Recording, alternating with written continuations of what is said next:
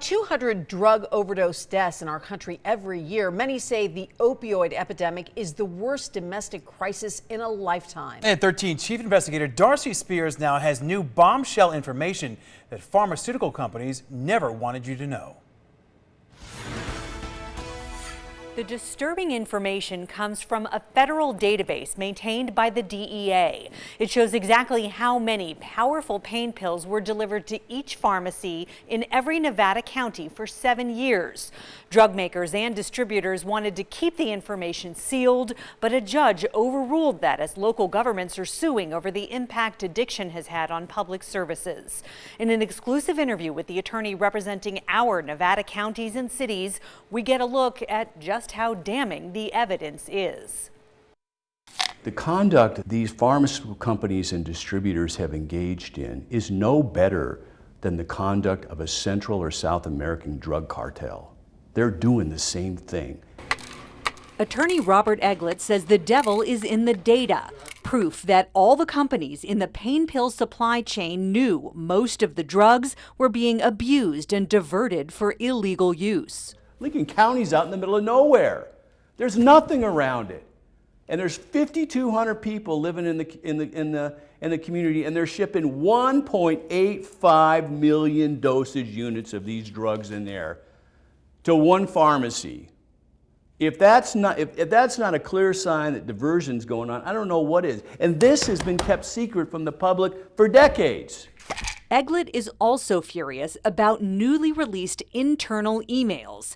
They show how corporate greed fueled profit over patients and prove companies knew for years that the prescriptions they pumped into our communities are addictive. Eglett reads one example from an exchange between pharmacy buyer and supplier from 2009. Keep them coming, flying out of here. It's like people are addicted to these things or something. Oh wait, people are. And this is his response. Just like Doritos, keep eating, we'll make more. That's how flippant they were about this. Flippant language that came as many Nevada families were fighting for their loved ones. Families like the Engels. And I knew something was really wrong.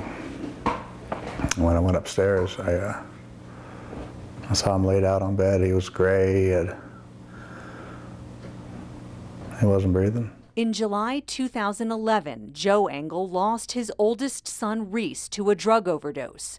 Reese was only 19, a Votech High student who was raised in Henderson. You know, a father's not supposed to bury his son. The federal database numbers show here in Clark County between 2006 and 2012, these distributors and manufacturers shipped 1.3 billion pills into our county. There is no way our community could absorb all these pills, even if every person had a prescription for it. Every person, man, woman, and child, you couldn't do it. This is a clear sign that there is diversion going on with these pills. Diversion to a black market of addiction and death.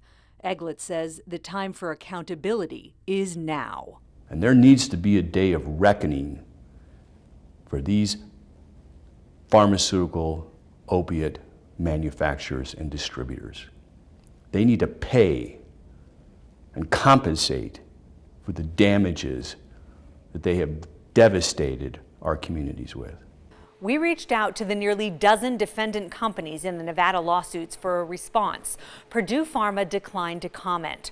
Cardinal Health says it has stopped suspicious orders for the shipment of hundreds of millions of doses of controlled substances over the last decade. We have their full statement online at ktnv.com. Darcy Spears, 13 Investigates.